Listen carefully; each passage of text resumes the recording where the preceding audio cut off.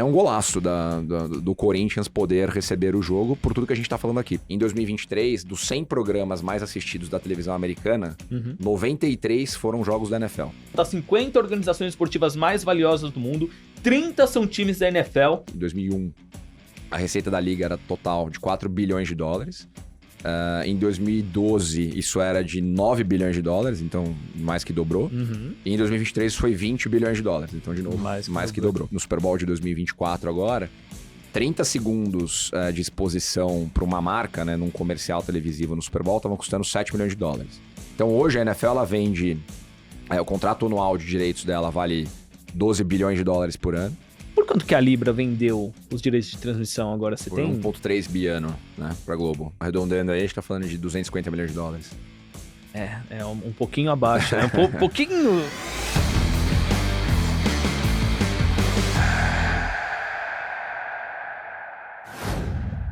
Está valendo! Começou mais um episódio do Sports Market Makers, o podcast do Market Makers em parceria com a Outfield, que te deixa por dentro de tudo que envolve o mundo de esportes e finanças. Estamos aqui no nosso episódio número 12 e hoje sim, episódio muito especial porque falaremos sobre NFL. Para quem não sabe, é a Liga de Futebol Americano. Agora nessa sexta-feira, dia 6 de setembro, pela primeira vez na história, teremos jogo da NFL aqui no Brasil. Eu anotei aqui o nome dos times, tá? Que eu prometo que hoje eu não vou errar em nada. Green Bay Packers contra Philadelphia Eagles se enfrentam aqui em São Paulo, na Neoquímica Arena. Como eu falei, primeira vez na história que teremos um jogo da NFL em território brasileiro. Dia 6 de setembro à noite. Então, logicamente que a gente vai falar muito sobre esse jogo, mas também muito sobre a NFL. A gente vai explicar para você, né, que não conhece o que é NFL, como que ela surgiu, como que ela é organizada. A gente já fez um episódio sobre a NBA, assim, o Rodrigo Vicentino esteve aqui, o head da NBA do Brasil, e foi, assim, assustador, positivamente, ver como que funciona a Liga Americana de Basquete. E agora a gente vai entender um pouco como funciona a Liga de Futebol Americano. A gente também vai falar por que que a NFL escolheu a Neoquímica Arena, né? Neoquímica Arena que foi estádio de abertura de Copa do Mundo, de Jogos Olímpicos, Jogos da Seleção. Agora aí mais um evento grande para a Neoquímica Arena. Por que que ela foi a grande escolhida para receber esse evento muito especial? E também a gente vai falar sobre o valor da NFL, né? A revista Forbes, todo ano ela faz uma lista das organizações esportivas mais valiosas do mundo. É uma lista com 50 organizações. Dessas 50, na última lista do ano passado, 30 são times da NFL. 30. Então, das 50 organizações esportivas mais valiosas do mundo, 30 são times da NFL. E um detalhe, a NFL tem 32 times. Então, só 2 ficaram de fora dessa lista da Forbes. A gente vai entender também um pouco por que que a NFL é tão valiosa. E como que a gente vai saber tudo isso? Temos aqui eu não sei se vou chamar de convidado, porque o cara é da casa, não sei. Mas a gente está aqui com o Pedro Oliveira, que é um dos fundadores da Outfield. A Outfield é a gestora que investe em esportes já há anos, parceiro aqui do Sports Market Makers. Então estamos... Eu nem me apresentei, Pedro. Aqui, o Marcelo Colaneri aqui falando com vocês. Não tem o Thiago hoje. Estamos aí no episódio especial sobre a NFL. Vai ser só eu e o Pedrão mesmo para explicar muito. O Pedrão que viveu nos Estados Unidos também por um bom tempo, tem um conhecimento absurdo sobre a NFL. Então a gente vai pegar todo o conhecimento dele sobre o assunto para a gente aprender muita coisa nova. E, antes de chamar já o Pedrão já pro salve, já que você vai aprender muita coisa nova, agora no começo do episódio, ó, já deixa o like, não deixa pra depois, senão você vai esquecer. A gente vai te ensinar muito aqui, em troca é só o like. Não custa nada e ajuda muito o Sports Market Makers a crescer. Por quê? O YouTube vai ver que o conteúdo é relevante e vai mandar o nosso vídeo para mais pessoas. Então, like obrigatório. Aproveita e já se inscreve no canal, a gente já tá aí beirando os 15 mil inscritos, agradecer a todo mundo que faz parte de tudo isso e ative as notificações para não perder nenhum conteúdo, certo? Já fez? Então vambora! Pedrão, muito bem-vindo de novo, né, você por aqui, agora como um pouco diferente, vai ser mais um entrevistado. Então já dá o seu salve aí pro pessoal e já fala, você vai estar na Neoquímica Arena, vai conseguir ir no jogo e para quem não vai, onde que vamos assistir essa partida, Pedrão? Seja bem-vindo. Boa, Marcelão. Legal a gente testar esse formato diferente, né? Vamos abordar um tema super interessante com o jogo aí aqui na sexta-feira. A gente tá gravando hoje na terça, né? O jogo é na sexta. E uma expectativa super legal criada em torno do evento, na primeira vez que a NFL vem pro Brasil e eu, né, como você falou, tendo morado lá nos Estados Unidos 7 anos, você fica muito exposto à cultura da NFL, do futebol americano, né? Ela é muito entremeada com a sociedade americana em vários sentidos, né? É de longe a maior modalidade esportiva do país, é de longe a modalidade mais assistida na televisão. A gente vai falar disso aqui durante o bate-papo.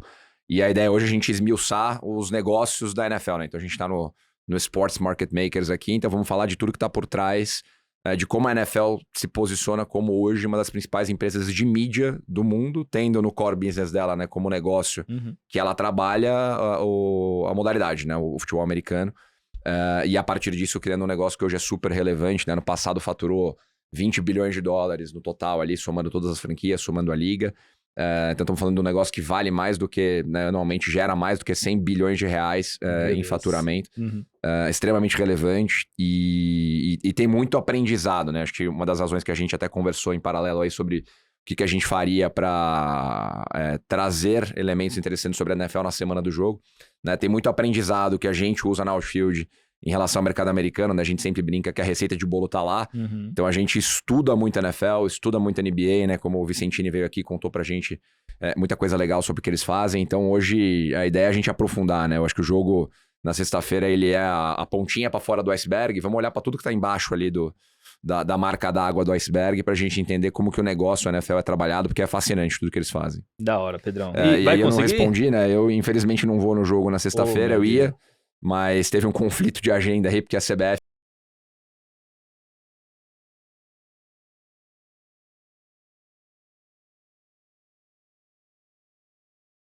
aqui em São Paulo às 9h15 e felizmente, né, o jogo da seleção vai ser no Couto Pereira, lá em Curitiba, né? A gente é investidor do Curitiba, então já tinha esse compromisso de estar lá no jogo, acompanhar o jogo no nosso estádio, né? Felizmente o Couto Pereira foi escolhido pela CBF para hospedar a seleção.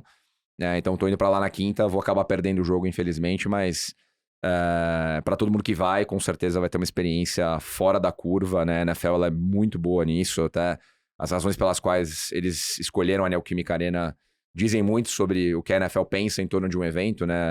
A Neoquímica, como você falou, ela tem todo esse pedigree de ter sido o estádio de abertura de Copa do Mundo, de ter hospedado Jogos de Olimpíada, de ter um currículo extenso ali, né? É uma arena de primeira linha, né? Foi reformada, foi construída recentemente, então ela tem ali uma série de features, né? De características super modernas e além disso ela tem aquela esplanada do lado de fora, né? Ela tem aquele espaço, tá. né? Você que é corintiano vai saber muito melhor que eu, né? Ela não tem... ela não tá tão travada no meio de um bairro ou no meio, né, de algumas ruas como acontecem com outros estádios, exemplo do Morumbi, do Allianz Parque. Ela tem um espaço que permite que você construa outras ativações, você construa uma jornada maior ali do torcedor, do fã. E a NFL trabalha muito isso, né? Para quem já teve oportunidade de ir a algum jogo nos Estados Unidos, eu fui em vários.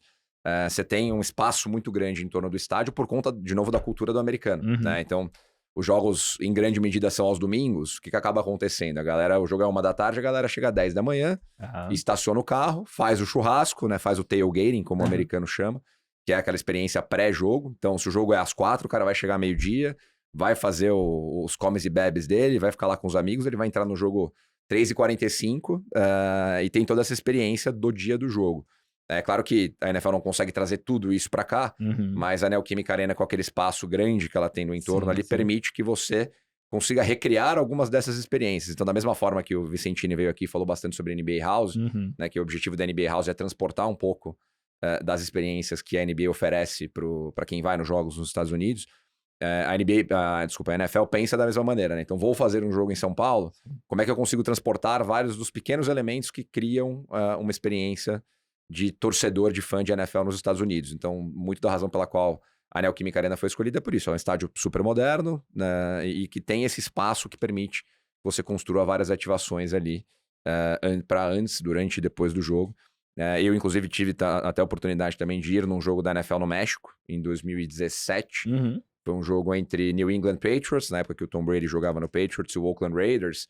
E o jogo foi no Estádio Azteca, que é o estádio do América do México, que tem a mesma característica da Neoquímica, né? Ele tem um espaço grande no entorno dele, que permitia que a NFL e os parceiros da NFL, as marcas, fizessem várias ativações, né? Então tinha lá os stands das marcas que estavam patrocinando o jogo, os stands da NFL, tinha aula para você aprender a jogar futebol americano, você arremessar uma legal. bola, você entender melhor as regras do jogo. Então, tudo muito pensado, né? Como o Vicentini muito bem falou aqui, né, sobre a NBA House, na semana da NBA House há 2 meses atrás, tudo muito bem pensado para que você consiga educar melhor o consumidor, consiga passar para ele mais como é essa experiência que o fã de NFL tem nos Estados Unidos, vivendo aqui no Brasil.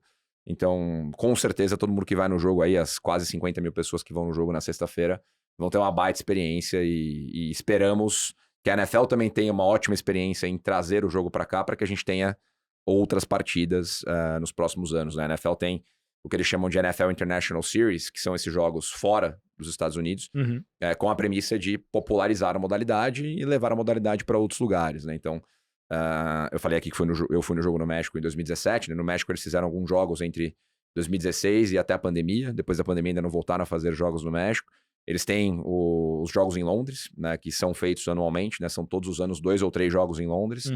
Inclusive o Tottenham Hotspurs fez a reforma do novo estádio deles lá em Londres, e o estádio abriu, se eu não me engano, em 2021, e já é um estádio pronto para receber jogos da NFL. Pô, que legal. Então ele já tem toda a lógica do gramado, né, daquela mesma coisa do Santiago Bernabéu, que o gramado abaixa para você conseguir fazer um show. Eles têm já a tecnologia toda desenvolvida para poder receber o jogo da NFL e transformar o campo do Tottenham num campo de NFL. E eles têm um contrato hoje assinado até 2029, NFL e Tottenham, para que o Tottenham cedie pelo menos 2 jogos por ano de NFL até 2029. Então, esse ano, né, especificamente, além do jogo aqui no Brasil, a gente tem 3 jogos em Londres. Eu não lembro agora as datas deles, mas eles são todos jogos de temporada regular. Né? A temporada regular ela vai agora da primeira semana de setembro até a primeira semana de janeiro. Né? Então, a gente está aqui falando do jogo de sexta-feira, né? O jogo de sexta-feira é um jogo de primeira rodada, né? Então não é muito aquela coisa que a gente vê de futebol europeu, por exemplo, né? O futebol europeu vai fazer pré-temporada nos Estados Unidos, então um jogo amistoso. Não, esse jogo de sexta-feira, Green Bay Packers contra Philadelphia Eagles, tá valendo, né? Então quem ganhou vai contar ponto, quem perder vai perder ponto.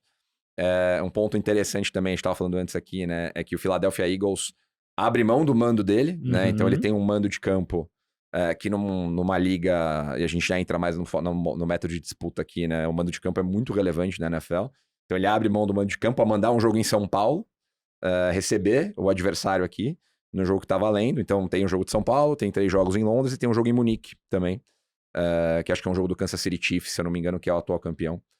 Então são esses 5 jogos. Ano que vem a NFL já anunciou que vai ter jogo em Madrid também, então eles continuam nesse movimento de expandir presença da liga internacionalmente, num modelo um pouquinho diferente da NBA, né, que tem feito muito esses jogos de pré-temporada, fez jogos de temporada regular também recentemente, mas com estratégias muito similares aí as duas. Então, já comecei falando bastante coisa aqui, mas claro que a gente está super animado, o mercado esportivo, quem trabalha com isso, né, tá super animado. A Effect, que é a agência que representa a NFL no Brasil, fazendo um ótimo trabalho desde que começou a trabalhar com as contas de rede social da NFL, acho que, se não me engano, há 5, 6 anos atrás, ajudando a construir toda essa audiência que a NFL tem no Brasil. A ESPN, claro, né, não tem como falar de NFL no Brasil e não falar de ESPN, né, com todo o trabalho que a ESPN faz há quase 30 anos transmitindo a NFL aqui no Brasil, de quem tá ouvindo a gente aí, desde a época do Ivan Zimmerman, lá nos anos 90, quando eu comecei a assistir NFL, e depois passando pro Everaldo Marques, pro Paulo Antunes, gênio, né?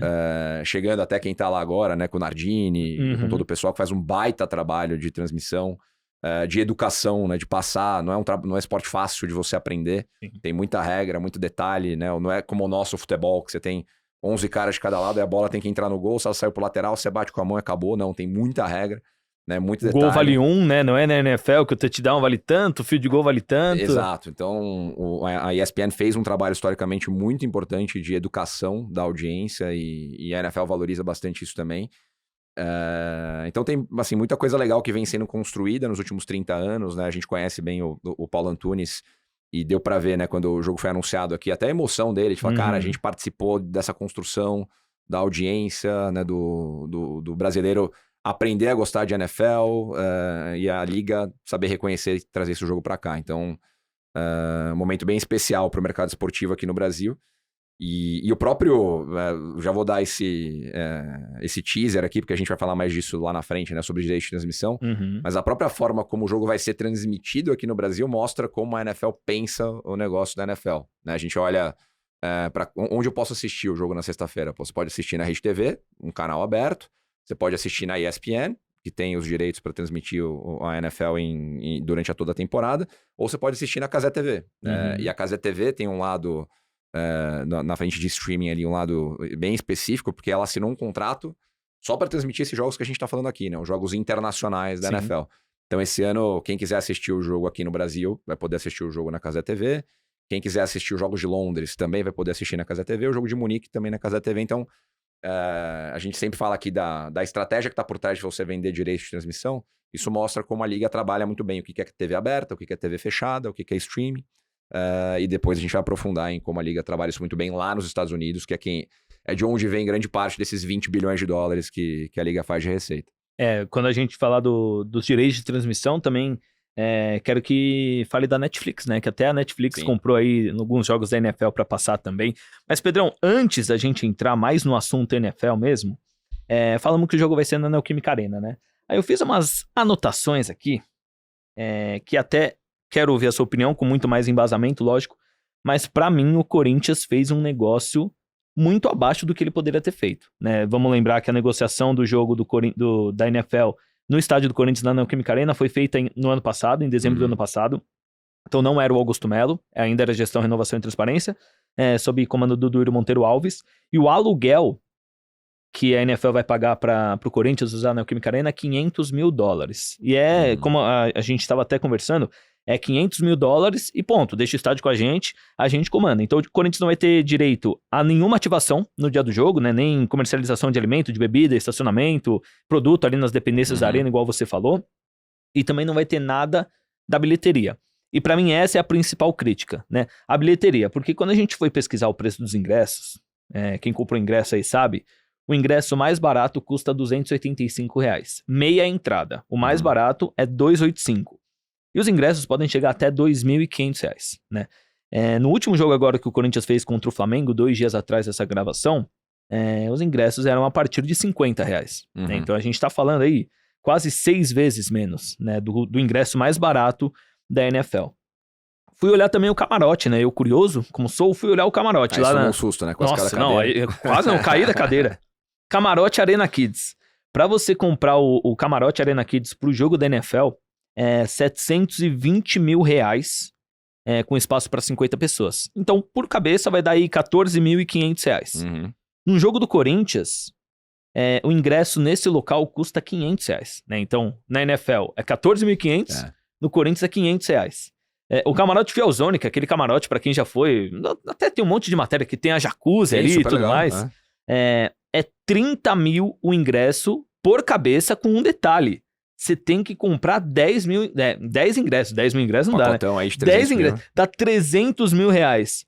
Num jogo normal do Corinthians, é R$1.200 por pessoa. Então daria, né? R$12 mil o pacote de 10 ingressos. De 10 ingressos. Esse aqui, um ingresso é 30 mil, né? Então, a diferença de valor para os ingressos é absurdo. E essa é a minha crítica. O Corinthians deveria ou ter lutado por um percentual da bilheteria, ou falar, não vai ter bilheteria, então vou subir o valor do aluguel.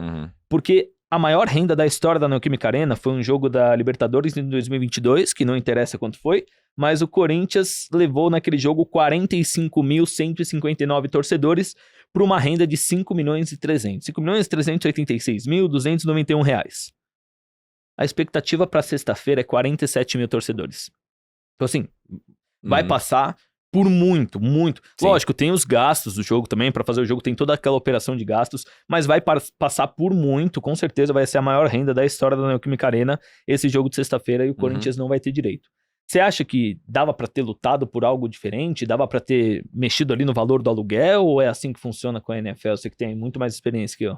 Cara, acho que no fim do dia, a gente critica bastante os clubes de futebol aqui no Sports Market Makers e elogia também quando tem que elogiar. E nesse caso eu vou fazer um elogio pro Corinthians, porque é muito importante você... É um pouco aquilo que a gente fala em vários momentos da vida, né? Você ser relevante, né? Você estar relevante e todo mundo entender que, nesse caso, o seu estádio é um estádio legal que recebe um jogo de NFL. E talvez isso até tenha pesado na tomada de decisão da NFL para escolher a Neoquímica Arena, porque o Corinthians teve uma experiência prévia, né? O Mangabeira falou disso aqui, né? De entregar o estádio para a FIFA, fazer uma Copa do Mundo. E da mesma forma que acontece na UEFA, né? Então você tem, vamos dar o exemplo aí do final de Champions League, né? Se a UEFA vai fazer uma final de Champions League no Santiago Bernabéu, o Real Madrid não opera aquele jogo, ele entrega o jogo para a UEFA, né? Ele aluga o estádio da mesma forma que a NFL tá fazendo aqui, e não tem gerência nenhuma do que acontece ali dentro naquele dia. Então, eu acho que é muito difícil você ter essa negociação com um cara que, como a gente estava falando antes aqui, ele controla todos os passos do processo. Ele verticaliza a operação, né? Chega no ponto dos times trazerem a comida que eles vão consumir aqui essa semana. Então, assim, o pacote evento, um jogo internacional de NFL, ele é 100% controlado pela NFL e pelos times. Então, o Corinthians, como quem tá na outra ponta dessa história, como quem tá cedendo ou alugando o estádio, eu acho que tem muito pouco espaço para negociação, imagino, tá? Não participamos de nenhuma negociação dessa natureza, mas imagino que você tenha muito pouco espaço para uma negociação, e aí é muito mais, pensando na lógica, né, de quem tava lá na tomada de decisão do Corinthians, será que eu faço aqui uma receita relevante, né? Tô falando de 3 milhões de reais aí quase, de um aluguel, num dia que a arena estaria fechada, sim. E posiciono a arena globalmente como o local, o venue que recebeu a NFL no Brasil. E até então um ponto curioso, né? Você entrar no site da NFL, o jogo tá lá posicionado como Arena Corinthians, não como Neoquímica Arena. Tá. Imagino que porque a NFL não queira, da mesma forma que aconteceu por muito tempo com a Globo aqui, dar visibilidade para a Neoquímica, sendo que ela não tem relação direta com a Neoquímica. Mas isso dá visibilidade para a marca Corinthians, inevitavelmente. Então, no fim do dia, eu acho que é um golaço do Corinthians poder receber o jogo por tudo que a gente tá falando aqui, pela relevância do espetáculo. E, no fim do dia, também você pode ter vários aprendizados, né? Não sei até que ponto... Aí vamos voltar pro lado crítico da história, né? A gestão Augusto Melo tá acompanhando de perto, tá tentando aprender, tá tentando absorver alguma coisa ali para replicar em jogos do Corinthians, tentar ver o que dá para fazer e aprender com a NFL, mas tá lá, né? Pelo sim, pelo não, o Corinthians vai receber o jogo e tem tudo para ser um grande espetáculo. Sim, não, isso sem dúvida. Eu acho que talvez a preocupação, como um torcedor corintiano, é que eles tiveram que fazer algumas mudanças, né? Lá no próprio estádio para receber o jogo. E lá atrás eu tava com essa dúvida. Eu falei, mas será que o Corinthians vai deixar de mandar alguns jogos na arena? Vai ter que mandar jogo em outro lugar? Mas isso não aconteceu, né? Porque domingo teve o jogo, Sim. Corinthians e Flamengo, agora o jogo é sexta-feira, bem na data FIFA, então o Corinthians não vai perder nenhum jogo. E Pedrão, agora vai entrando no assunto realmente NFL. O que é a NFL? A gente falou muito da NBA no episódio 3 com o Vicentini, mas a NFL, o que é? Como que ela surgiu lá nos Estados Unidos? Cara, a história é bem legal porque ela tem um paralelo com o momento que a gente tá vivendo agora no Brasil de Libra e LFU. E eu vou começar do começo, a cronologia, até chegar nesse momento, que acho que tem, de novo, a gente fala da receita de bolo do esporte americano e tem vários aprendizados que estão aqui, que a gente consegue usar até na discussão que a gente tá tendo hoje, que o Sica falou bastante aqui, que o Ávila falou bastante aqui, né, nas negociações entre os dois blocos. Mas o futebol americano é um esporte que surgiu nos Estados Unidos no final do século XIX. Tá. E aí no final do século XIX, se a gente acha que o esporte é violento hoje, no final do século XIX não tinha equipamento, não tinha regra. As pessoas morriam jogando futebol americano, era muito comum isso acontecer. Era um esporte que ele era tido, e na cultura americana as pessoas falam muito sobre isso, ele era tido como um preparatório para a guerra, para as pessoas, né, para os homens principalmente na época. Era um momento que o mundo estava em ebulição, né? Do ponto de vista de guerras, né? Primeira Guerra, Segunda Guerra. E a galera se preparava pra guerra jogando futebol americano. Um negócio meio maluco de você pensar. E grande parte das pessoas que praticavam na universidade. Então, desde essa época, já tinha uma conexão muito grande entre universidade e futebol americano. E depois a gente vai falar mais aqui da relevância do futebol americano universitário lá nos Estados Unidos também. Mas fato é que essa evolução do jogo como um jogo que era muito viril, na época, ele fez com que no começo do século XX tivessem vários acidentes, e aí teve uma coincidência na época que um dos acidentes foi com o filho do presidente americano na época, né, o presidente era o Teddy Roosevelt, e o filho dele teve uma lesão séria, né, jogando futebol americano, e aí ele interferiu, né, interveio lá e colocou uma série de regras, e aí o jogo começou a ser jogado de forma mais organizada, até que em 1920... foi fundada a primeira versão da NFL, que não é essa versão que a gente conhece hoje. E aí, nessa primeira versão da NFL, tinham ali, eu não lembro exatamente quantos times agora, mas um deles era o Green Bay Packers, que vai estar aqui na sexta-feira. Né? Então, é uma organização aí com mais de 100 anos, a mais tradicional da NFL, e também um case muito legal da gente explorar aqui. E aí, em 1920, começou a NFL de forma organizada, né, com uma liga ali com alguns times jogando. E aí, a evolução disso nos 30, 40 anos seguintes, né, passou por Segunda Guerra, passou por uns Estados Unidos que cresceu pra caramba, que se industrializou mais, se tornou a maior nação do mundo. E aí tem uma viradinha de chave que é super interessante nessa cronologia, que é o surgimento da televisão.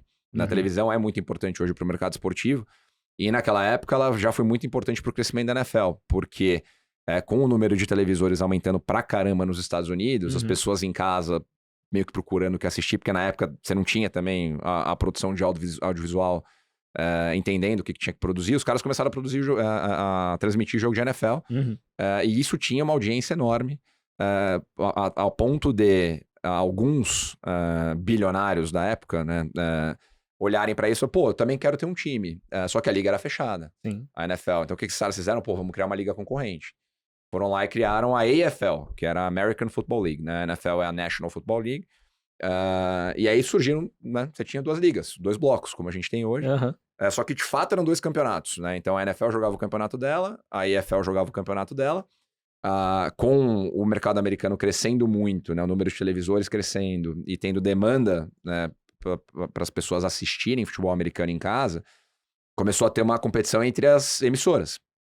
O que as emissoras fizeram? Algumas emissoras foram pro lado da AFL, outras emissoras foram pro lado da NFL. E os 2 produtos estavam crescendo, concorrendo um com o outro ali. E aí o americano é muito sábio na hora de trabalhar produto. O que os 2 CEOs, cada um de uma liga, fizeram? Sentaram na mesa e falaram, cara, vamos fundir esse negócio. Né? A gente tem que, ao invés da gente competir aqui e tirar valor um do outro, vamos juntar todo mundo numa mesa, criar uma liga única, e essa liga única vai crescer a modalidade, vai crescer o negócio. Eles chamam lá de League First Mentality, né? Que é a liga sempre em primeiro lugar. Sim. E aí, em 1966, as 2 ligas se fundiram oficialmente. E aí surgiu a NFL como a gente conhece hoje. Um ponto legal nessa história é que a fusão das 2 ligas ela aconteceu oficialmente em 1966, mas elas continuaram operando separadamente até 1970. Por que isso? E aí vem um aprendizado legal para Libra e LFU. Porque elas tinham contratos com emissoras diferentes. Então, assim, pô, não dá pra gente fundir. Enquanto eu negociei, no caso da AFL na época, com a ABC, que hoje é parte da Disney, e a NFL negociou com a CBS, que é outro grupo, outro conglomerado de mídia. Então, vamos esperar acabarem esses contratos, e na hora que a gente tiver que renegociar um novo ciclo, a gente já senta na mesa junto, negocia, junta os trapos, e aí somos uma liga só. Então, de 1966 a 70, né, estamos falando aí de 50 anos atrás, eles estavam enfrentando os mesmos problemas que a gente enfrenta hoje. Né? Então, quando a gente fala que a receita de bolo tá lá, é só você voltar 50 anos na história e entender, pô, como é que a NFL resolveu esse imbróglio lá atrás? Como é que eles operaram com 2 grupos separados, 2 ligas separadas? E aí entra a parte mais brilhante da história. Né? Fala assim, pô, a gente tá contando essa história pro mercado em 1966, que a gente vai fundir as ligas lá em 1970. Tem 4 anos aqui que a gente vai deixar de capturar valor? Cara, talvez não. O que a gente pode fazer? Cara, vamos pensar que a gente cria um jogo. Vamos fazer uma final, uma finalíssima. O campeão da NFL contra o campeão da AFL. Nossa, que genial. Qual que é essa finalíssima? Putz, é um jogo legal da galera assistir. Vamos chamar do quê? Super Bowl. Super Bowl. Meu Deus. E aí nasce o Super Bowl em 1966, o Super Bowl 1. Né? Esse ano a gente tá no Super Bowl 59, que vai ser disputado em fevereiro.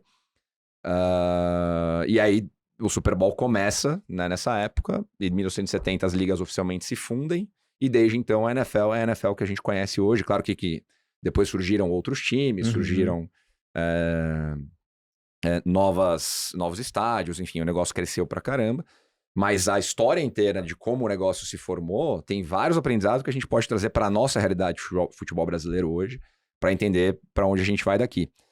Então, como é que a NFL, avançando aí os 50 anos para frente, né? Onde que ela tá hoje, como é que ela é organizada? Hoje são 32 franquias, né? Você falou aí no começo que 30 delas estão entre as 50 franquias esportivas mais valiosas do mundo, e possivelmente as outras 2 que não estão entre as 50 devem estar entre 50 e 60. Sim, bem pertinho, né?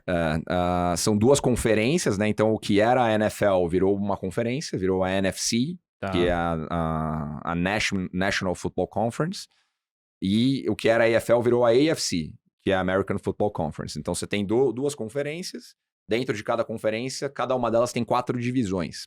Então, pensa que são 2 grandes blocos que jogam entre si. mas dentro desses grandes blocos você tem as conferências, né, que são os menores grupos que se enfrentam mais. O que isso quer dizer? Se incentiva rivalidades mais regionais. De novo, tudo é produto. Né? Então, dentro da AFC, você tem as 4 divisões, que são Norte, Sul, Leste, Oeste. E da AFC, da NFC, você tem a mesma lógica. 4 divisões, Norte, Sul, Leste, Oeste. Né? Você pegar o Super Bowl ele continua sendo o que ele foi lá atrás. Ele é a finalíssima entre o campeão de uma conferência e o campeão da outra conferência. Né? No ano passado, trazendo aí o exemplo para a situação real, campeão da AFC, o Kansas City Chiefs, do Patrick Mahomes e do Travis Kelce, contra o San Francisco 49ers, campeão da NFC, se enfrentaram no Super Bowl em Las Vegas, o Kansas City Chiefs foi campeão. Então essa lógica ela acontece todo ano. Como é que a NFL trabalha o calendário? Né? Então a gente tem aí, agora, estamos literalmente na primeira semana da temporada, a temporada começa quinta-feira com o jogo do Kansas City Chiefs, né? Eles sempre pegam o atual campeão, abre a temporada seguinte. Então o Kansas City Chiefs recebe o Baltimore Ravens pro primeiro jogo da temporada. O jogo do Philadelphia Eagles com o Green Bay Packers aqui, ele é um jogo de primeira rodada, como a gente falou antes, então ele vale pro campeonato. E aí são 18 semanas, até a primeira semana de janeiro, se eu não me engano. E aí eles vão pros playoffs depois. Então os playoffs, eles são os campeões de cada uma dessas divisões que eu comentei. Então, as 8 divisões, cada uma tem seu campeão. São 4 times por divisão. O time que ganha aquela divisão já está garantido no playoff. E depois você tem os times que entram aí no que eles chamam de wild card, que é como se fosse uma repescagem. Então, os que não são campeões, mas que também foram bem, ficaram em segundo lugar ali, eles competem por uma vaga para entrar nos playoffs. Entendi. E aí a gente tem os playoffs avançando, todo mundo jogando dentro de cada conferência, até que o campeão de cada conferência joga no Super Bowl. Então essa é a lógica de como a NFL é construída. E aí a gente falou muito disso com o Vicentini aqui, é legal estressar esse ponto também, que é a questão do calendário, né? Porque a NFL, ela é uma liga, se pensar nisso é uma maluquice, né? Do que eu vou falar agora, mas ela é uma liga que tem 32 times que jogam de primeira semana de setembro até primeira semana de fevereiro, se você extrapolar o Super Bowl. Então são 5 meses de campeonato. Aí você fala, cara, o que os caras fazem nos outros 7 meses? É isso que eu ia né? perguntar agora. O que você faz de fevereiro a agosto?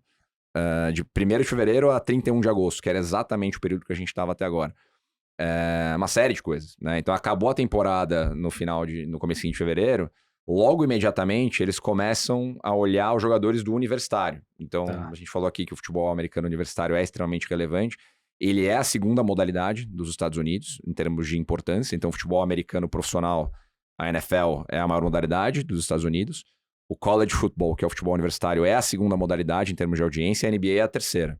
À frente até da NBA. À frente da NBA. Caraca. O futebol americano universitário, isso você só aprende vivendo lá. O tamanho do negócio. Uma informação legal, curiosidade, o maior estádio dos Estados Unidos é o estádio da Universidade de Michigan, que é um estádio para 110 mil pessoas. Meu Deus. Ele é conhecido como Big House, por causa do tamanho dele, e ele tá sempre lotado. Todos os estádios de futebol americano universitário, que a temporada começa um pouco antes, começa no começo de agosto, são enormes, estão sempre lotados, então você cria essa relação ainda mais conecta ali de como... peraí que você tá... Qual sempre? Cara de muitos contatos. Voltar? Então você cria essa relação entre a galera que tá na universidade com a modalidade e isso extrapola depois pro profissional. Então, como que tá construído o calendário, né? Acabou a temporada regular, acabou o Super Bowl, vem depois o que eles chamam de NFL Combine. Então eles pegam todos os melhores atletas do universitário, levam pra uma cidade, os caras ficam lá 2 semanas treinando, com todos os olheiros dos times profissionais indo lá assistir. Então, isso na televisão é noticiário o dia inteiro. Pô, o cara da Universidade de Michigan é o próximo quarterback que vai se destacar na liga. A gente viu ele treinar aqui, ele salta 2,10 metros de altura, o cara arremessa a bola com a mão esquerda no cantinho, dá end zone. Então, começa a criar todas as histórias de quem são os próximos grandes astros. Acabou o Combine, vem o Draft, né? O Vicentini explicou aqui também como funciona. Na NFL a lógica é a mesma. Então, os piores colocados na temporada anterior têm o direito de escolher os melhores prospectos ali, os melhores futuros talentos. Para manter a competitividade ali da liga, né? Exato, para manter a paridade competitiva. E como é que o draft acontece? E aí a NFL criando o produto muito bem, como ela sempre fez. Ele é sempre numa cidade diferente. Esse ano, se eu não me engano, ele vai ser em Green Bay, né? No ano que vem, né, na próxima temporada. E ele virou um evento nacional, né? Ele é um evento que é transmitido. A ESPN tem os direitos para transmitir esse evento, então só pode assistir na ESPN. A média de audiência disso é ali na casa de 40, 50 milhões de pessoas que assistem o draft. É criada uma... E aí entra na parte do storytelling, que é o que eu acho mais brilhante na NFL. Que você sempre cria o storytelling de esperança. O que é o draft pros times de futebol americano? É a esperança de que ano que vem você melhor. E todo torcedor para assistir o novo Messias aparecendo ali. Né? Esse ano era o Caleb Williams, que é um cara que foi jogar em Chicago, que era o principal quarterback do universitário. O Chicago escolheu ele com a primeira escolha e falou, cara, agora o Chicago campeão. Da mesma forma que o torcedor do Corinthians aqui, quando chega um novo jogador, fala, cara, agora vamos ganhar tudo. Lá é a mesma coisa, a mesma história. Então vem o draft, depois vem o que eles chamam de free agency, que é o período que os jogadores têm o passe livre para negociar entre os clubes, entre as franquias. E aí depois você já entra na pré-temporada de novo para voltar para a temporada. Então você tem um calendário de conteúdo, de histórias, que ele acontece ao longo de 12 meses, apesar do que a temporada ela dura 5 meses. E aí a segunda derivada disso, que é a parte mais maluca, é que se você pensar que são 17 jogos, né, que cada time joga, são 18 semanas, mais uma eles têm de folga no meio, então cada time joga 17 jogos, normalmente o cara hospeda, ele recebe, né, ele promove na casa dele por ano 8 jogos. Né? Você pega um Philadelphia Eagles, que a gente falou aqui, ele tá abrindo mão de uma das 8 datas dele pra vir jogar aqui. Então ele vai mandar 7 jogos. Num ano, ele vai fazer 7 jogos na Filadélfia. A gente comparar com futebol... O futebol faz 35, 40 jogos em casa por ano, em média. Então, o que isso cria no fim do dia? Escassez. Né? Por isso que as médias de público são tão altas, por isso que os ingressos são tão caros, por isso que o direito televisivo ele vale tanto, porque você tem naquele período de 5 meses esses espetáculos, que são os espetáculos que mais atraem audiência na televisão americana, que mais atraem o público para ir num estádio, mas eles acontecem pouco. Então isso cria valor, né? Quando você sabe trabalhar bem a escassez, isso acaba criando valor quase que como uma marca de luxo, né? Que é para poucos, nem todos podem ter. Isso até gera algumas críticas no mercado americano, porque aí vem o outro lado da história, que é o esporte mais popular, que deveria olhar para o lado...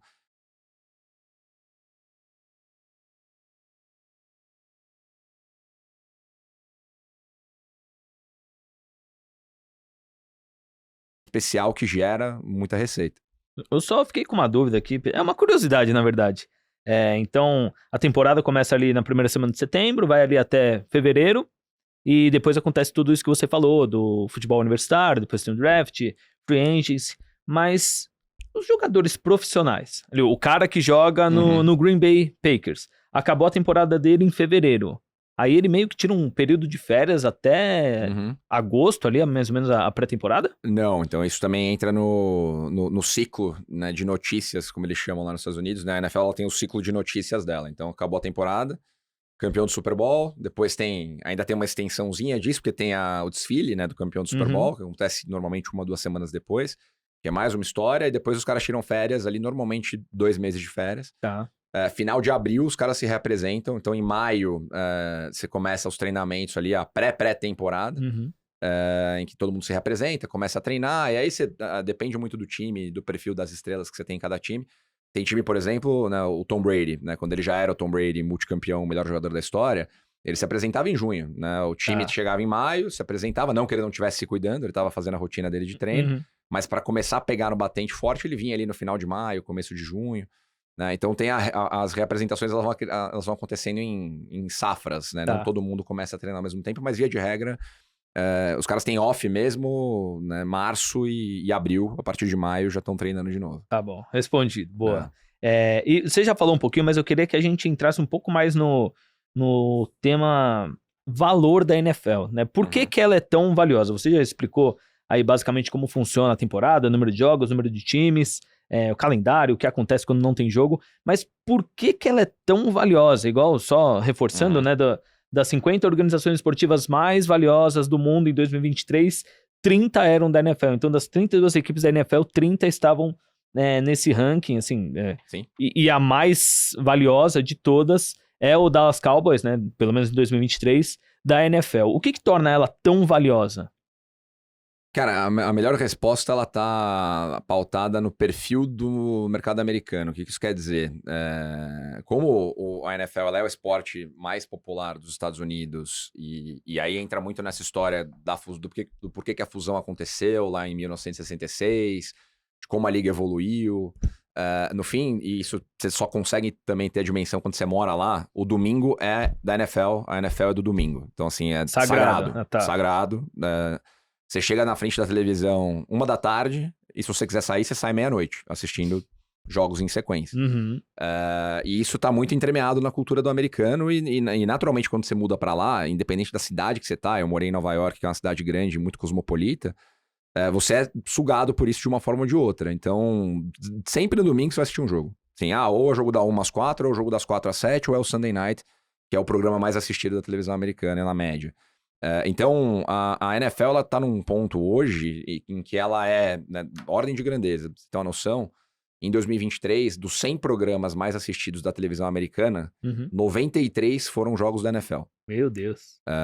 Então, no fim do dia, né, simplificando muito, o que isso quer dizer? O americano hoje só liga a televisão para assistir a NFL. Se não for a NFL, você vai ter ali outros perfis de audiência assistindo outras coisas, mas em números menores. Uhum. Se você é um anunciante do outro lado, você fala, cara, eu quero encontrar o Marcelo, eu quero vender meu produto pro Marcelo. Onde é que eu vou encontrar o Marcelo? Pô, domingo 1 da tarde assistindo a NFL. Uhum. O que isso acontece, né? Quando você leva lá pra ponta da NFL, quando a NFL tá negociando com uma emissora, pô, emissora, eu sei que você depende de anunciante. E eu sei que seu anunciante sabe que o Marcelo vai estar na frente da TV no sábado, no domingo 1 da tarde. Então isso tem um valor especial. Se você não quiser pagar, eu vou levar pra outra. Aí começa a criar essa dinâmica de competição. Então, isso vem acontecendo nos últimos 30 anos, uma velocidade extrema, da NFL se consolidar cada vez mais como o principal conteúdo que o americano assiste. E a gente está falando do maior mercado de consumo do mundo, então, né, os Estados Unidos é o maior PIB do mundo, o maior mercado de consumo do mundo, as empresas investem muito em publicidade. Não à toa, o jogo de NFL ele dura 3 horas e meia, em média, e ele tem... normalmente são 100 slots, né? São 100 espaços, 100 paradas para exibição de comerciais, né? Um negócio meio maluco de você pensar, por isso que o jogo demora tanto, porque você vai tendo pausas para comercial, e os comerciais são todos vendidos, tá sempre tudo sold out, né? Tá tudo esgotado, tanto que tem o dado, né, de comercial no Super Bowl, que é um dado mais famoso, né, que no Super Bowl de 2024 agora, 30 segundos de exposição para uma marca, né, num comercial televisivo no Super Bowl, estavam custando $7 milhões. Então, só para você ter o direito de anunciar a sua marca dentro do Super Bowl, $7 milhões. Além de todo o custo de produção que você vai ter, contratar as pessoas, fazer o conteúdo, etc. Por quê? Porque é o momento que o país inteiro para assistir um jogo. Isso acontece ao longo da temporada inteira, em escala menor. Então, no fim do dia, o que a NFL conseguiu construir nos últimos 50 anos nos Estados Unidos foi relevância. E se você é uma marca que quer estar relevante e encontrar o seu consumidor no domingo ou na segunda-feira, onde tem jogo também, você vai ter que pagar por isso. E para a emissora vender anúncio para esse cara, ela vai ter que pagar para acessar o conteúdo. Então, no fim do dia, qual foi o modelo que a NFL criou muito bem e ela até tem uma dependência grande da receita da televisão, porque os valores são muito altos, né? Então, no fim do dia, onde que a NFL está hoje aí do ponto de vista numérico, eu até trouxe a colinha aqui para não falar o número errado, né? Mas ela vem crescendo bastante a receita dela, né? Se a gente olhar em 2001, a receita da liga era total de $4 bilhões. Em 2012, isso era de $9 bilhões, então mais que dobrou. E em 2023, isso foi $20 bilhões, então, de novo, mais que dobrou. Caraca. Muito pautado no crescimento da receita de televisão, né, que hoje está muito em voga aqui no Brasil por conta das negociações de Libra e LFU, com emissoras para transmitir os jogos, etc. Mas o que eles conseguiram fazer nesse período? Não só aumentar muito o valor, mas estabelecer uma relação de parceria com todos os players do mercado. Então, tem uma brincadeira que quem trabalha com esporte nos Estados Unidos faz hoje, que assim, as televisões, elas não são mais televisões, elas são canais de distribuição de NFL. Porque o que move ponteiro para elas é a NFL, elas privilegiam a NFL. Então, se a gente olha pro portfólio de parceiros de mídia da NFL hoje, são todas as principais empresas dos Estados Unidos e do mundo. Então, colocando aqui, né, na prática em miúdos, ela negocia pacotes diferentes com players diferentes. Quando a gente fala aqui, né, falamos sobre isso com o Sica, falamos sobre isso com a Ávila, com o Vicentini, de trabalhar produto, é isso. Eu não preciso necessariamente, claro que é uma alternativa, vender todos os meus direitos para a Globo, ou vender todos os meus direitos para o SBT, ou vender todos os meus direitos para a Amazon. Eu consigo trabalhar isso numa lógica segregada ou fatiada ali, sempre entregando mais valor para o consumidor na ponta, que é uma tentativa que a LFU está tentando fazer agora, na negociação de direitos, de separar ali para criar mais valor por meio dessa separação. Então, hoje a NFL ela vende, o contrato anual de direitos dela vale 12 bilhões de dólares por ano, dividido entre 6 players diferentes. Então, a negociação foi feita no ciclo de 2023 a 2033, totalizando 110 bilhões de dólares nesse período. E aí você tem os pacotes, os produtos criados para cada emissora. Então, né, vamos lá, que é um pouco mais detalhista essa lógica, mas acho que é legal de falar para a galera, né? O primeiro pacote, que é o mais valioso, é o pacote da segunda-feira, que é o Monday Night Football. Que é o pacote que a ESPN criou lá atrás, nos anos 80, nos 90. Porque qual que era a lógica? O domingo é o do futebol americano. Legal. Mas, pô, o que a gente faz nos outros 6 dias, cara? Tem que ter futebol americano também. Qual que é uma hora, e aí tem uma história legal de como eles fizeram esse estudo, né? Qual que é a hora que ninguém assiste televisão? Cara, segunda-noite. Não tem nada que atrai atenção. Vou botar um jogo da NFL na segunda-noite e ver o que acontece. E deu super certo. E a NFL construiu essa relação com a ESPN em cima do Monday Night Football, que é um pacote que a ESPN paga hoje 2,7 bi de dólar por ano para ter os direitos exclusivos em cima dessa propriedade. Depois do Monday Night Football, que é a segunda-noite, você tem o Sunday Night Football, que é o programa do domingo à noite, que é o programa mais assistido da televisão americana, que é da NBC, que paga 2,3 bi de dólar por ano para ter um jogo por semana. Caraca. Então, um jogo por semana, 2,3 bilhões de dólares, 18 jogos na temporada, aí tem mais coisas nos playoffs, então um valor bem relevante. Depois você tem o domingo à tarde, que é dividido entre 2 emissoras, então uma emissora, que é a CBS, fica com tudo que é da AFC, da American Football Conference, e tudo que é da NFC fica com a Fox. Então, cada uma, pacotes muito parecidos, cada uma paga 2,2 bilhões de dólares por ano também para transmitir essas coisas. Então é legal, aí você chega nas emissoras, né? Falamos de todos os caras tradicionais, você tá falando das 4 maiores emissoras do país, que dividem os direitos da NFL no domingo e na segunda-feira à noite. Além disso, outra informação muito legal que mostra como o mercado é bem construído é que essas 4 emissoras, elas revezam o Super Bowl entre elas. Então, todo ano, o Super Bowl é transmitido em uma das 4 e no ano seguinte é outra. Então, eu não lembro exatamente quem é a próxima no revezamento, mas você tem um ano na Fox, um ano na CBS, um ano na NBC, um ano na ABC, que é a emissora da Disney, também, né, do grupo da ESPN, né, e todo ano se troca. Então mostra a lógica de produto, vamos crescer o bolo, né? Pô, se esse ano vai estar na Fox, cara, não vou matar o produto, porque ano que vem ele é meu. Sim. E depois isso volta. Então tudo isso é muito bem construído. Aí chegamos no fim das emissoras chamadas de tradicionais. O que a NFL começou a fazer de 2015, 2016 para cá? Ela foi criando outras propriedades para que os novos players de mídia, você falou do Netflix, pudessem vir e começar a acessar esse negócio. Então, o primeiro pacote que foi criado, e aí já tinham feito alguns experimentos de fazer jogos às quintas-feiras, porque aí entra um pouco do desafio logístico da NFL. Os Estados Unidos é um país muito grande, de dimensões continentais, igual o Brasil. É uma operação complexa de você gerir, porque você está falando aí de quase 100 pessoas num time, né? Então, são 53 jogadores por time, mais um staff enorme, mais muito equipamento, que você tem que levar aqueles equipamentos todos, tá? Então, avião para lá, avião para cá. É difícil, então a liga precisa de um intervalo grande entre os jogos para que tudo isso aconteça. Então eles começaram a testar jogos às quintas-feiras. Assim, pô, o cara jogou no domingo, ele só vai jogar na quinta de novo, talvez dê tempo dele fazer essa logística toda no meio do caminho. O Thursday Night Football, como eles chamam, começou a performar bem como audiência. Ao invés de vender para os parceiros tradicionais deles, né, das emissoras que compram um pacote de domingo e de segunda, o que eles fizeram? Amazon, vem aqui, você tem interesse em pegar um jogo da quinta-feira aqui e começar a testar no streaming? A Amazon pegou, ainda passava na TV na época, então tinha no canal da NFL, a NFL tem a NFL TV, que é o canal deles, eles passavam o jogo também passava na Amazon. O resultado do negócio foi crescendo um pouquinho a cada ano, até que nessa nova negociação 23-33, a Amazon comprou os direitos exclusivos desse jogo de quinta-feira. Então ela paga $1 bilhão por ano para ter um jogo toda quinta-feira ao longo da temporada regular. E dentro desse pacote, eles criaram uma nova propriedade, e aí vem essa lógica de você ir criando novos produtos. A Amazon tem o jogo de quinta-feira, e aí o maior feriado dos Estados Unidos, que aí também você vive muito isso quando você mora lá, é o Dia de Ação de Graças, né? Sempre no final de novembro ali. O Dia de Ação de Graças era uma quinta-feira, que é um dia de futebol americano, 100%. Então você tem jogo da 1 da tarde à meia-noite. Sim. Igual ao domingo.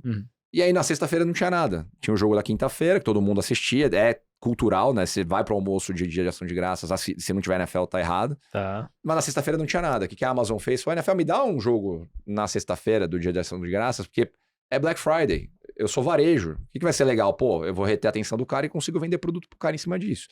E aí dentro desse pacote de $1 bilhão, surgiu um novo jogo na sexta-feira do dia da ação de graça, começou a ser transmitido no ano passado. Funcionou com a Amazon. Aí fizeram o quê? YouTube, Google. Vocês querem acessar um pacote aqui, que eles já tinham, até um pacote legal, que é um pay-per-view all-in, que eles chamam de Sunday Ticket. Então, você compra o Sunday Ticket, você pode assistir qualquer jogo em qualquer lugar. Não precisa acessar mais nenhuma emissora, você tem tudo ali centralizado no mesmo lugar. Era um pacote da DirecTV, que o YouTube comprou agora nesse próximo ciclo, por $2 bilhões por ano também. E aí entra a cerejinha do bolo, que é o Netflix nessa história. Né? Então, nessa lógica de criar produto, e aí tem uma história legal para quem gosta de NBA e NFL. Eu tava até contando pra minha esposa essa história esses dias, que nos Estados Unidos tem meio que um pacto não falado em voz alta, que era uma história que o dia de ação de graças é da NFL. Então é isso que a gente falou agora. Na quinta-feira, dia de ação de graças, eu vou assistir a NFL. Não tem jogo da NBA. A NBA respeita, não é agressão. No Natal, o Natal sempre foi da NBA. NBA, sim. E a NFL nunca entrou no Natal. Então tinha esse acordo aí acontecendo. Até 2 anos atrás, o Natal caiu num domingo. E a NFL, com todo esse pacote aqui de emissoras trabalhando conteúdo, transmitiu os jogos normalmente, porque o NFL é sempre aos domingos, e massacrou a NBA na audiência. Meu Deus. E aí, o que a NFL começou a fazer? Foi, pô, então talvez tenha um negócio legal da gente criar a nossa rodada de Natal também, com menos jogos. Não vou esvaziar a NBA, mas vou criar aqui o meu pacote de jogos e vou vender para alguém. Netflix.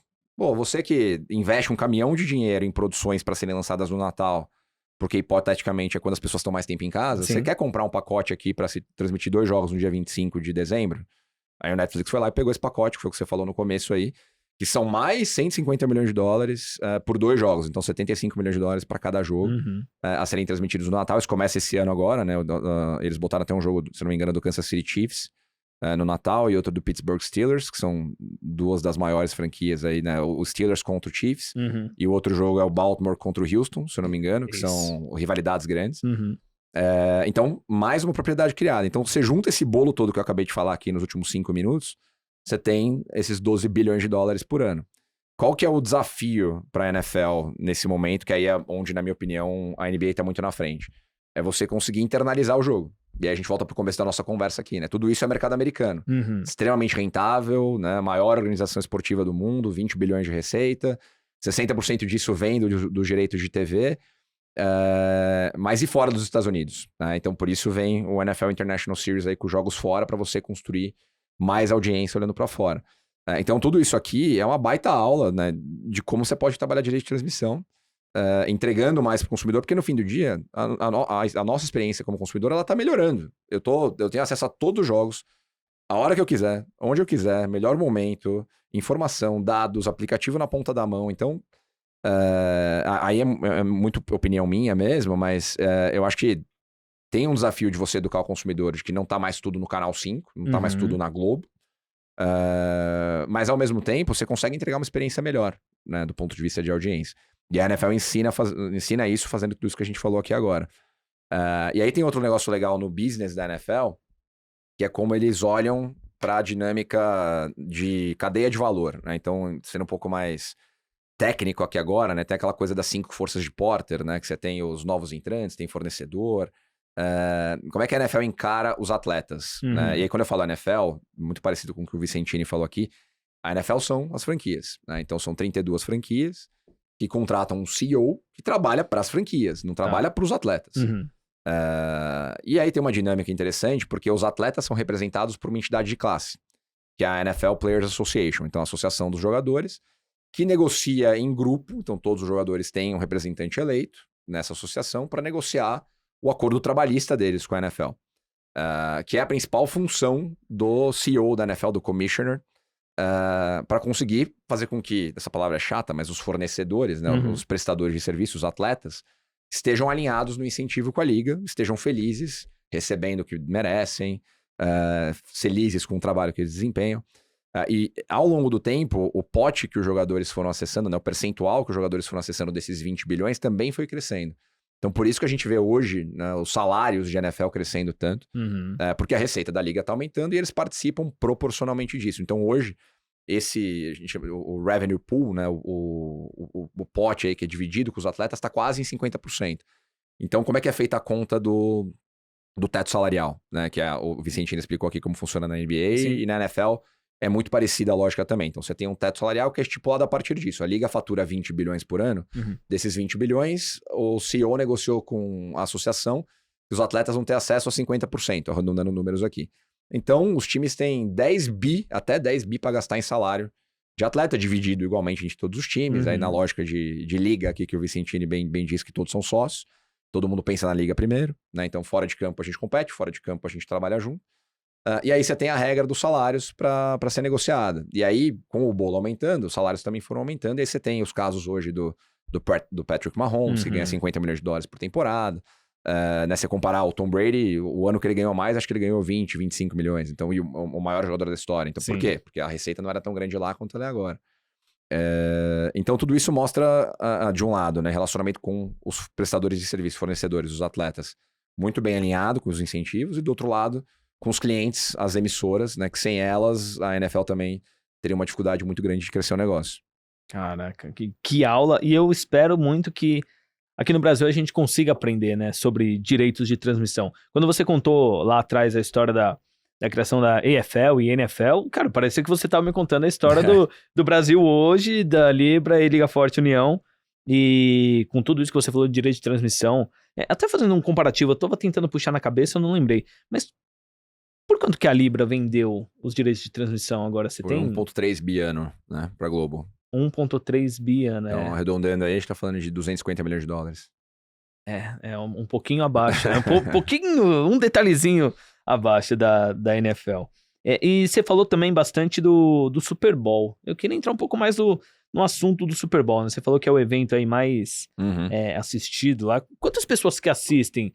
Não só nos Estados Unidos, né? Que a audiência do Super Bowl é um dos eventos esportivos mais assistidos do mundo, né? Fala um pouquinho mais pra gente, Pedrão. Que é o evento lá, né? Que eles esperam o ano inteiro. Sim. Ele é um evento... Tá no calendário anual, né? Tem até uma estatística que eu ouvi num outro podcast que eu ouço bastante lá nos Estados Unidos. Então, dá o crédito pros caras, que é do Acquired.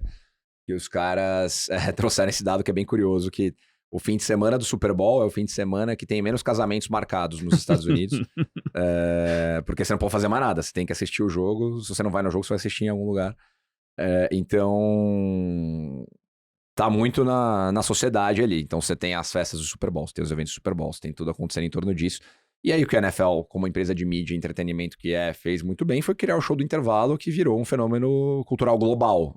Então, você tem desde lá de trás, dos primeiros shows que eu me lembro de assistir, desde do Michael Jackson, do Justin Timberlake quando ele era novinho, até os mais recentes aí com Katy Perry, Lady Gaga, The Weeknd. Então, tem todos os superstars americanos em algum momento passam pelo show do intervalo do Super Bowl, que virou, de novo, propriedade comercial ultra relevante, né? A Pepsi foi a parceira da NFL no show do intervalo do Super Bowl por muitos anos, até que há 2 anos atrás a Apple comprou os direitos do show do Super Bowl, muito para fazer a propaganda do Apple Music, né, que é um concorrente direto do Spotify, mas pagando 50 milhões de dólares pelos direitos de ser o principal sponsor ali desse momento do espetáculo. E aí você tem o evento, o famoso evento para toda a família, né? Porque você tem um evento de 4 horas, porque o show do intervalo do Super Bowl é maior para você conseguir montar palco, fazer o show, toda a estrutura. Então o jogo acaba durando 4 horas, mas você tem um evento para a família toda, né? Quem quiser assistir o jogo, assiste o jogo. Quem quiser ver o show, vê o show. Quem quiser chegar no final só para ver se vai estar mais emocionante ali, o fim do jogo chegar no final. Então o evento se tornou um evento de nível nacional. Não à toa volta aqui na estatística do comercial, né, que eu comentei, que hoje tem que pagar 7 milhões de dólares para aparecer 30 segundos lá. E aí, do ponto de vista de audiência, no mercado americano, ele é o principal evento, né? Eu falei aqui dos top 100, né? Dentro dos 100, o número 1 é o Super Bowl, que é assistido nos Estados Unidos ali por alguma coisa em torno de 150 milhões de pessoas. E aí, fora dos Estados Unidos, a audiência hoje tá estimada em 70 milhões de pessoas, normalmente assistem o jogo. Então a gente tá falando tudo isso aqui, e aí é legal fazer esse paralelo com o futebol de novo, né? De um esporte que é extremamente relevante nos Estados Unidos, que tá muito conectado à sociedade americana, mas que fora dos Estados Unidos ainda tem um espaço enorme para crescer. E aí vem o jogo no Brasil, vem todas as estratégias que eles estão fazendo. Porque se a gente fizer o paralelo, né? Qual que é o maior evento esportivo do maior mercado, da maior economia do mundo? Super Bowl, né? 150 milhões de pessoas assistem lá, vamos arredondar o número, mais 70 milhões de pessoas fora. Então estamos falando aí de 230 milhões de pessoas deixando números altos aí.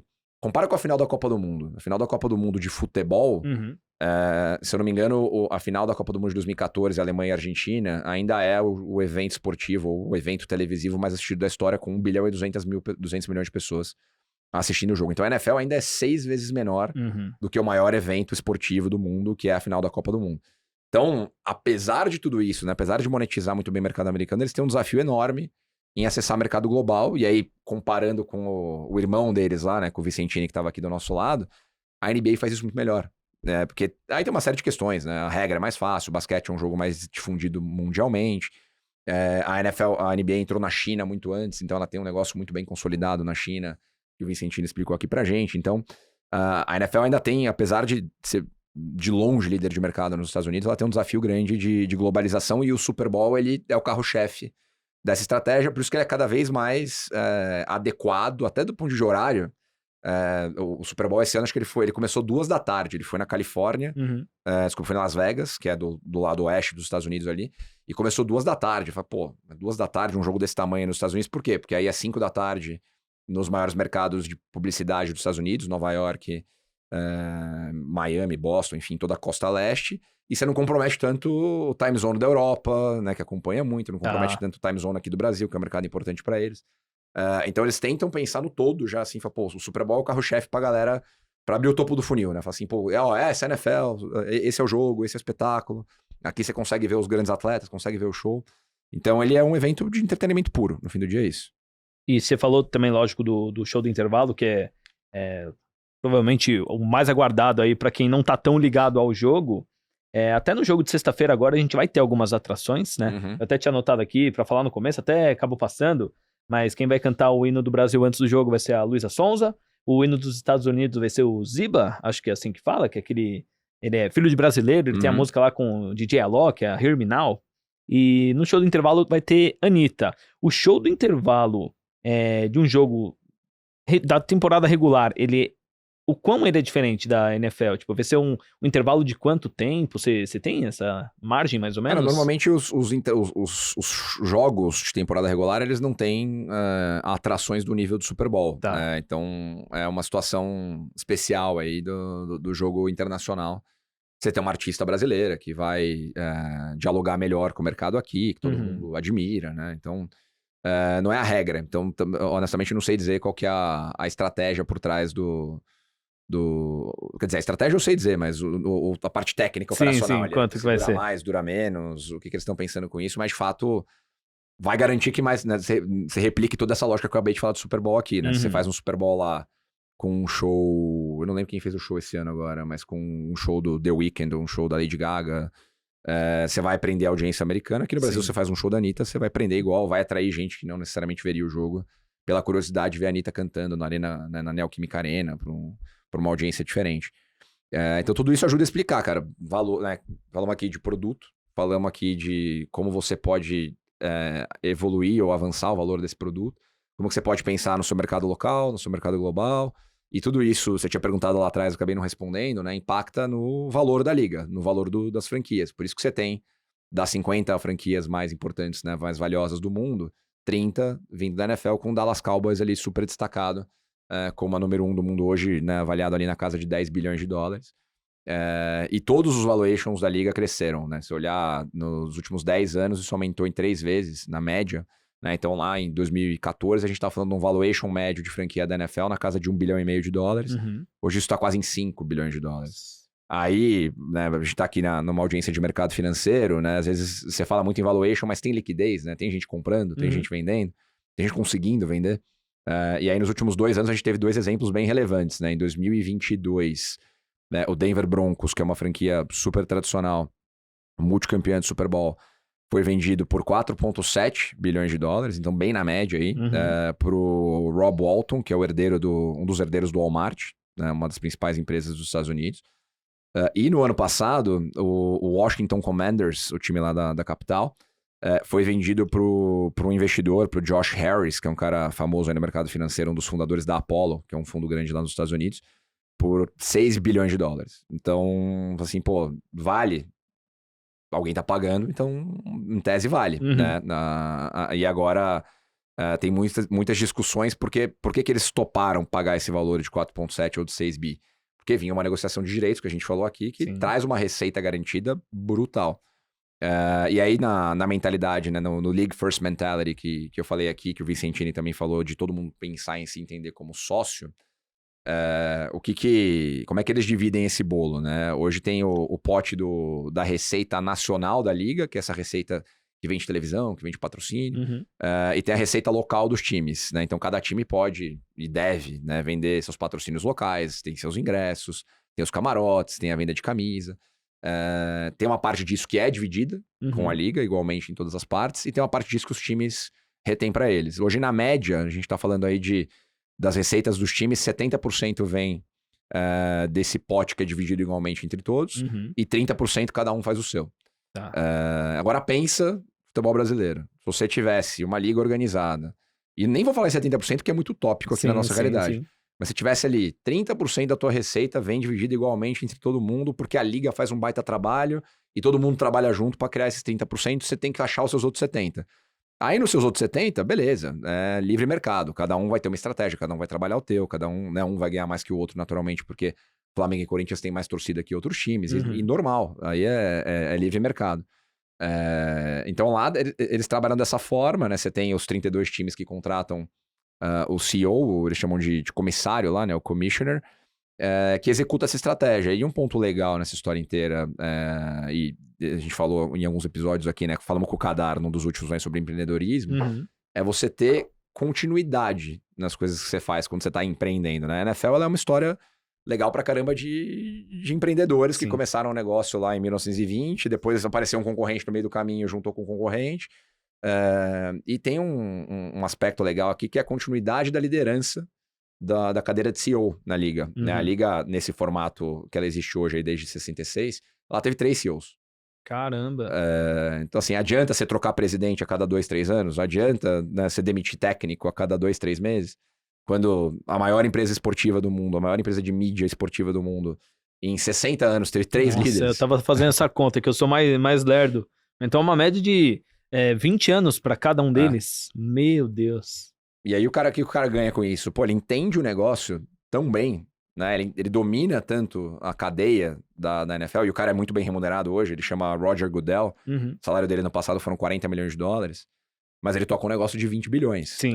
Então, né, se olhar proporcionalmente, não é tão bizarro, por mais que seja se pensar num salário de 40 milhões de dólares por ano. É coisa. Mas ele tá resolvendo o problema de todo mundo, né? Os atletas estão satisfeitos de um lado, as emissoras estão satisfeitas do outro, os donos que são os chefes dele, os donos dos times, estão satisfeitos do outro, o cara tá conseguindo vender um negócio a 6 bilhões de dólares, tem alguém querendo entrar a 6 bilhões de dólares, então toda a máquina tá funcionando muito bem. Pô, que legal.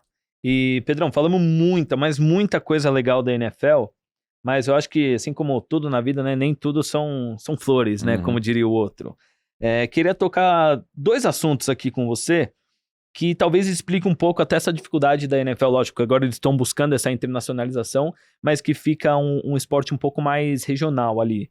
Eu acho que o primeiro ponto, que eu pelo menos tenho essa dificuldade, você tem toda a expertise da NFL, eu tenho uma certa dificuldade, sendo bem sincero, tá? Em entender como funciona um pouco o jogo. Puta, mas é o touchdown ali, ele vai tentar, ele avançou as jardas. Nossa, mas por que a bola do outro time? Sim. Você acha que a complexidade das regras afasta um pouco a população de acompanhar a NFL? Com certeza, cara. Eu acho que tem um lado, né, de quem, naturalmente, quem gosta muito de esporte, como sempre foi o meu caso desde de criança, você aprende meio na marra, né? Eu lembro das primeiras vezes que eu era criança, eu não sabia, né, o que era uma terceira para 3 jardas, ou o que era uma interferência de passe, ou por que é um safety, né? Não sei se você sabe o que é um safety, né? Então é o touchdown defensivo, entre aspas.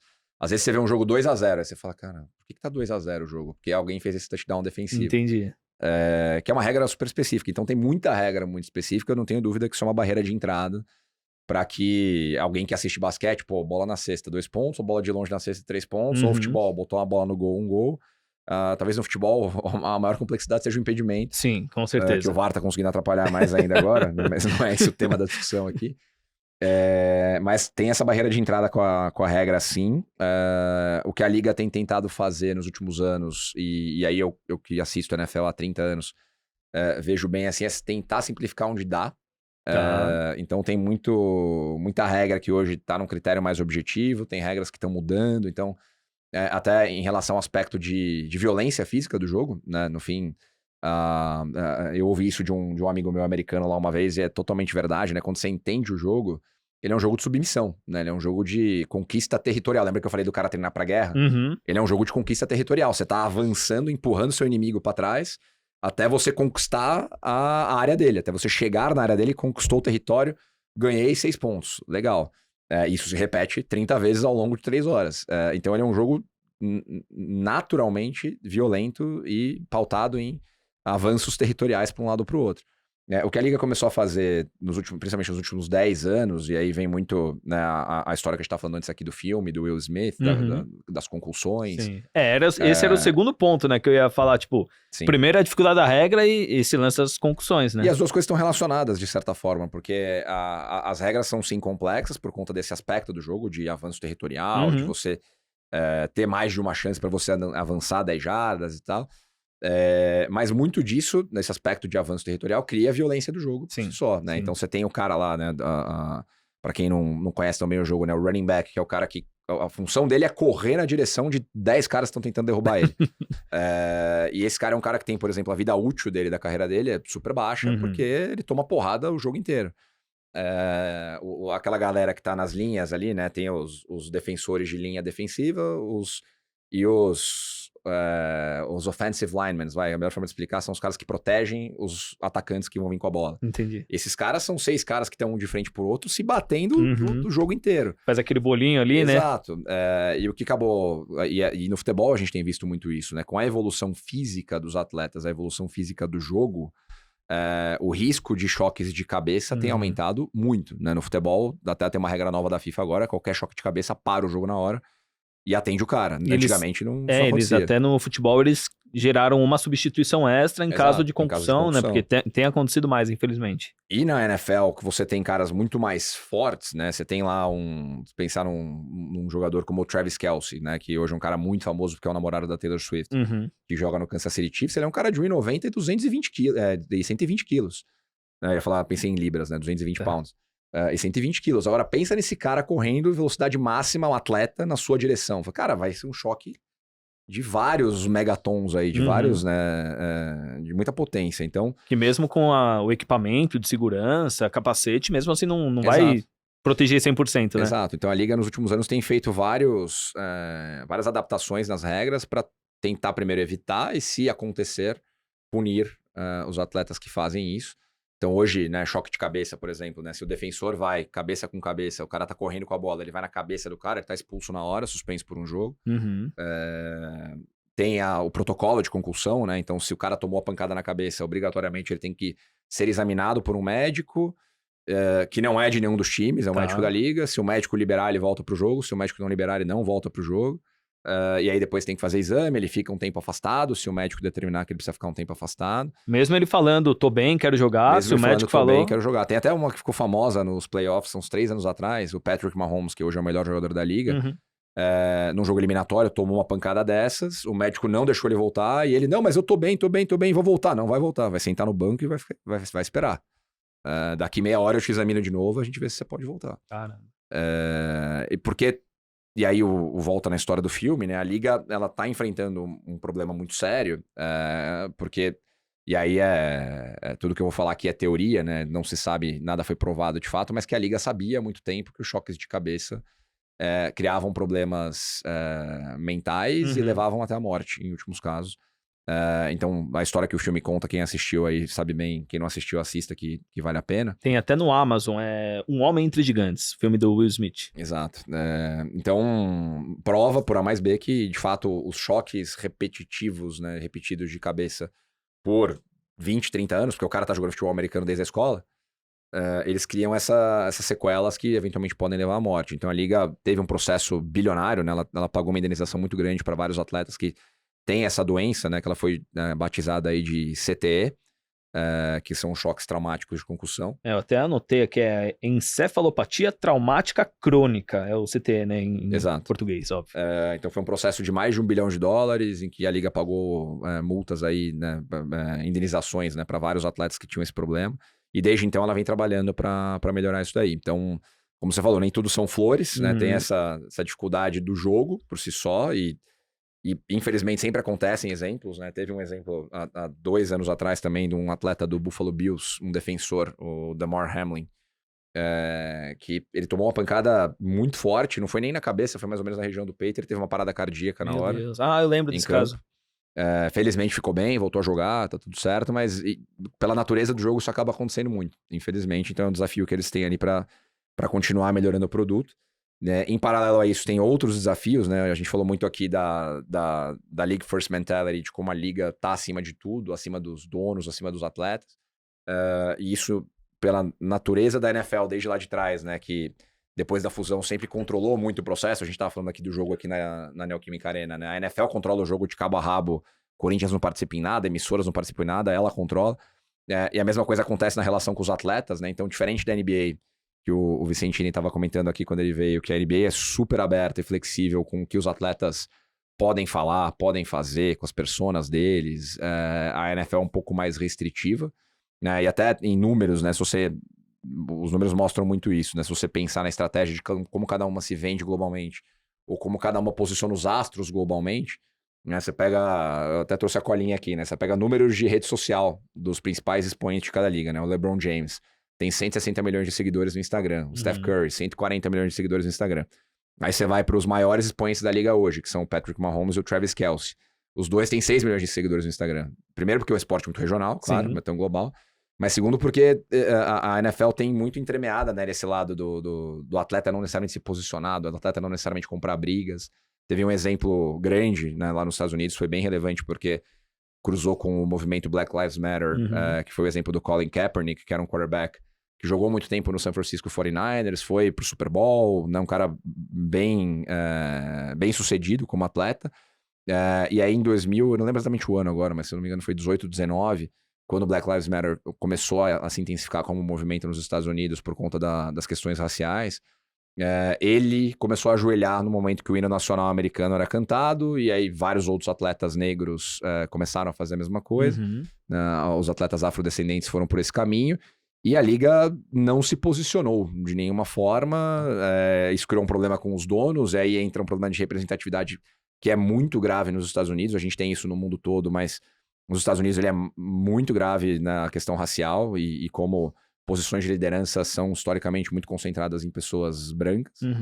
Na NFL você não tem nenhum dono branco, nenhum dono afrodescendente, são todos donos brancos, então tem um problema sério ali quando aconteceram situações como essa, né, do Colin Kaepernick, um jogador negro, se ajoelhar, e o dono do Dallas Cowboys, o time mais valioso do mundo, o time mais valioso da liga, falar que qualquer jogador dele que ajoelhar tá demitido.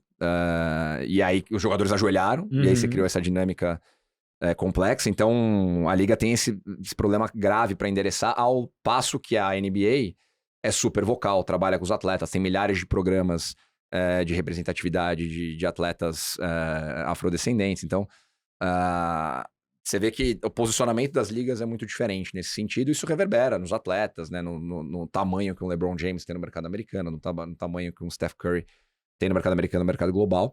A liga tem melhorado em relação a isso, mas tem problemas sérios. Até, né, quando a gente fala eu falo com amigos lá nos Estados Unidos, trabalhando com esporte, eu sempre recebo essa pergunta. Pô, mas você gosta de NFL, mas os caras não têm tanto problema, com representatividade, é uma liga machista, é uma liga elitista, né? Tem tudo isso? É verdade, tem tudo isso, e são questões que precisam ser endereçadas.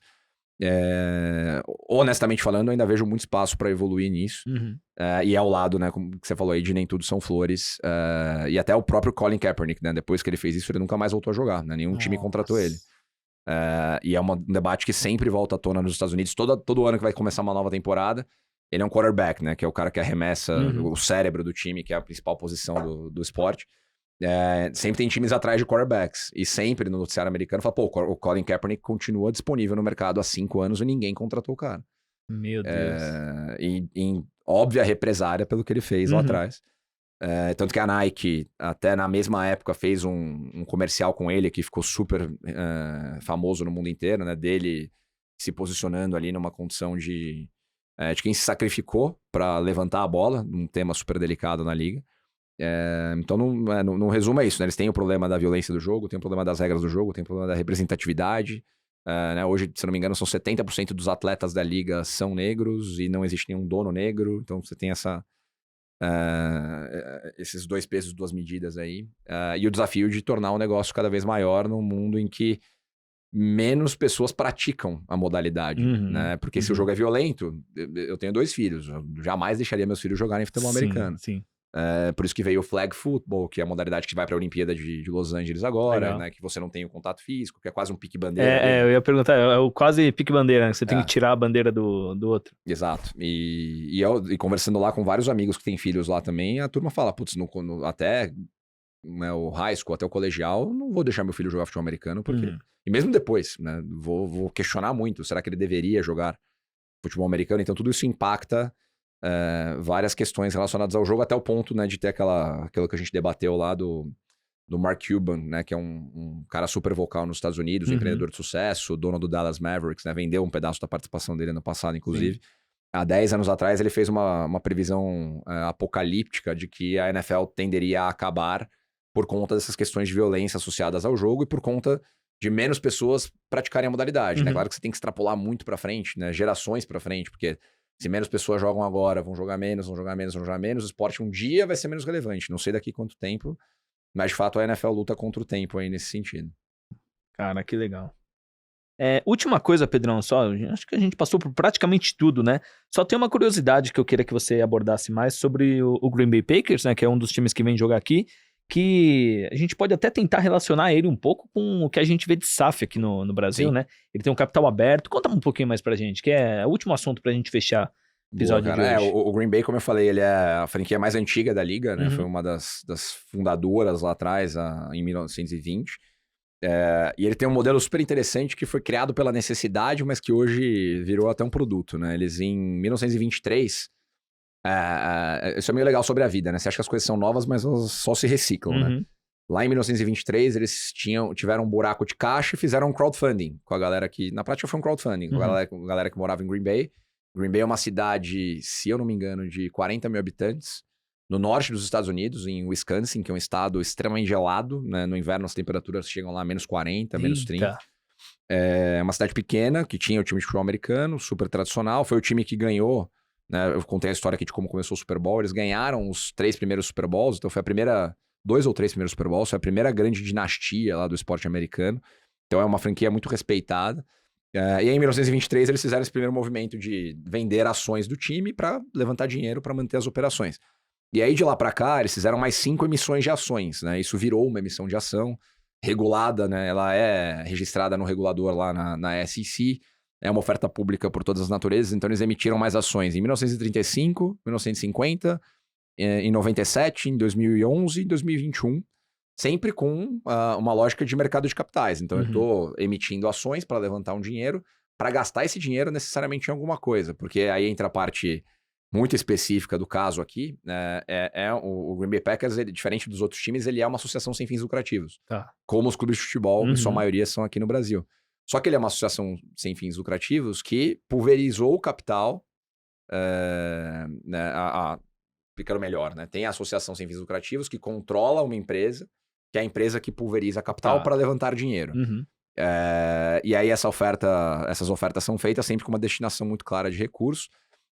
Não necessariamente, aí eu não sei exatamente o aspecto técnico da coisa, mas eles seriam obrigados a divulgar todos os detalhes de uma oferta, porque é uma oferta que não tem retorno financeiro garantido para o investidor, mas eles publicam. Então, na oferta de 2021, eu comprei uma ação, então eu sou um acionista do Green Bay Packers. Você tem que ter um CEP americano para fazer isso. Eu tava lá, então falei, acho que eu nunca vou ter a oportunidade de novo de falar que eu sou acionista de um time de NFL, né? Comprei uma cotinha lá para mim.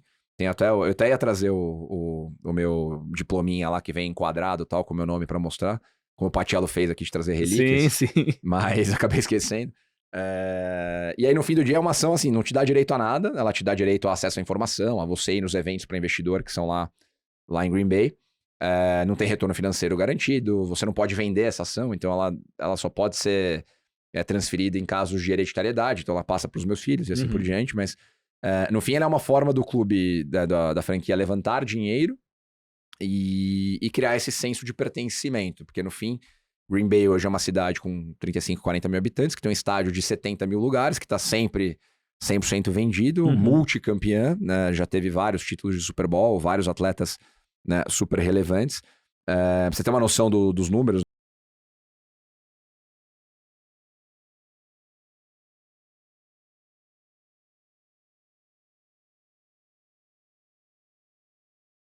vindos de 175 mil investidores. Então, 175 mil pessoas físicas compraram.